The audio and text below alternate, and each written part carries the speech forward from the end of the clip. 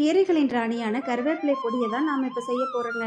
நிழல்ல காஞ்ச கருவேப்பிலையோ அல்லது பச்சையான கருவேப்பிலையோ எதை வேணாலும் பயன்படுத்தலாம். நான் இன்னைக்கு ரெண்டையுமே யூஸ் பண்ணியிருக்கேன். வெறும் வானலியில் இலைகளை போட்டு இலையில இருக்கிற ஈரப்பதம் எல்லாம் காயிற அளவுக்கு வறுத்து எடுத்துக்கோங்க. வறுக்கிறப்போ அடுப்பை சிம்லே வச்சுக்கோங்க. கையில் எடுத்தா மொறுமொறுன்னு ஆகிற அளவுக்கு வறுத்துக்கோங்க. கருவேப்பிலை இலையில கார்போஹைட்ரேட், நார்ச்சத்து, கால்சியம், பாஸ்பரஸ், இரும்புச்சத்து, விட்டமின் ஏ, பி, சின்னு எல்லாமே இருக்குங்க. கேஸ் ஆஃப் பண்ணிட்டு அரை டீஸ்பூன் சீரகம், அரை டீஸ்பூன் மிளகு ரெண்டையும் அதே பாத்திரத்துல போட்டு நல்லா சூடு பண்ணி எடுத்துக்கோங்க. இது எல்லாத்தையும் ஒரு மிக்சி ஜார்ல சேர்த்து நைஸா பொடி பண்ணி எடுத்துக்கோங்க. அரை டீஸ்பூன் கருவேப்பிலை பொடியில அரை டீஸ்பூன் தேன் கலந்து தினமும் நம்ம குழந்தைங்களுக்கு கொடுத்துட்டு வந்தோம்னா அவங்க உடல் உஷ்ணம் குறையும். அவங்களுக்கு தேவையான அளவு இரும்பு சத்தும் போலிக் ஆசிட்டும் கிடைக்கும். அவங்க ஆயுசுக்கும் சர்க்கரை வியாதி வராது. கல்லீரல், மண்ணீரல், குடல் எல்லாமே நல்லா பலம் பெறும். எப்பவுமே நல்ல எனர்ஜியா இருப்பாங்க. இளநரை வரவே வராது. நெஞ்சுக்கரிப்பு, அஜீரண பிரச்சனை இருக்கவே இருக்காதுங்க. தேங்க்ஸ் ஃபார் வாட்சிங்.